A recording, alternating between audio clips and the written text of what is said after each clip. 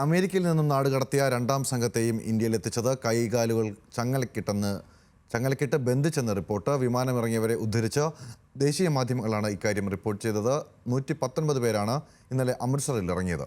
ഇന്ത്യക്കാരുടെ ആദ്യ സംഘത്തെ സമാന രീതിയിൽ കൊണ്ടുവന്നതും വിവാദമായിരുന്നു. അതേസമയം മോദി ട്രംപ് ചർച്ച പരാജയമെന്നും വിമർശനമുയർന്നു. അടുത്ത സംഘവുമായി മൂന്നാം സൈനിക വിമാനം മണിക്കൂറുകൾക്കകം അമൃത്സറിലെത്തും.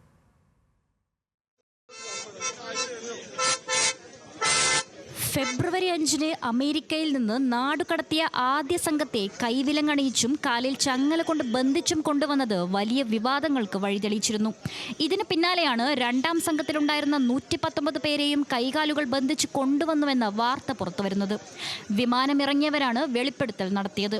പ്രധാനമന്ത്രി നരേന്ദ്രമോദിയുടെ അമേരിക്കൻ സന്ദർശനത്തിനിടെയാണ് കുടിയേറ്റക്കാരുമായുള്ള സൈനിക വിമാനം പുറപ്പെട്ടത്. ഇതോടെ ഇന്ത്യൻ കുടിയേറ്റക്കാരോട് തുടർച്ചയായി ട്രംപ് ഭരണകൂടം മനുഷ്യത്വരഹിതമായി പെരുമാറുന്നുവെന്ന വിവാദം ശക്തമായി.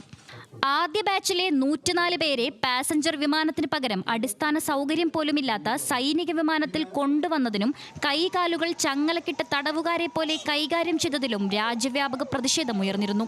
പാർലമെന്റ് പ്രക്ഷുബ്ധമായി. മനുഷ്യത്വരഹിതമെന്ന് പ്രതിപക്ഷം കുറ്റപ്പെടുത്തി.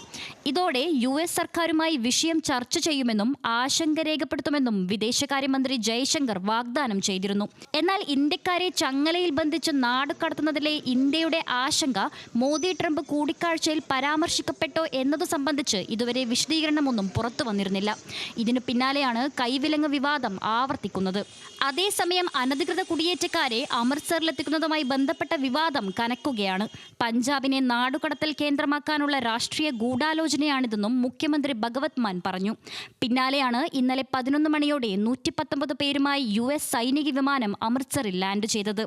പഞ്ചാബിൽ നിന്നുള്ള 67 പേരും ഹരിയാനയിൽ നിന്നുള്ള 33 പേരും ഗുജറാത്തിൽ നിന്നുള്ള 8 പേരും ഉത്തർപ്രദേശിൽ നിന്നുള്ള 3 പേരും രാജസ്ഥാൻ, മഹാരാഷ്ട്ര, ഗോവ എന്നിവിടങ്ങളിൽ നിന്നുള്ള 2 പേർ വീതവും ജമ്മു കശ്മീർ, ഹിമാചൽ പ്രദേശ് എന്നിവിടങ്ങളിൽ നിന്നുള്ള ഒരാൾ വീതവുമാണ് രണ്ടാം ബാച്ചിലെ ആദ്യ സംഘത്തിലുള്ളത്. അനധികൃത കുടിയേറ്റക്കാരുമായുള്ള മൂന്നാം സൈനിക വിമാനം ഇന്ന് ഇന്ത്യയിലെത്തും. രാത്രി 11ഓടെ ഇന്ത്യയിലെത്തുമെന്നാണ് വിവരം. മൂന്നാം വിമാനത്തിലെത്തുന്നത് 157 പേരാണ്. ഏറ്റവും കൂടുതൽ പേർ ഹരിയാന സ്വദേശികളാണെന്ന് റിപ്പോർട്ട്.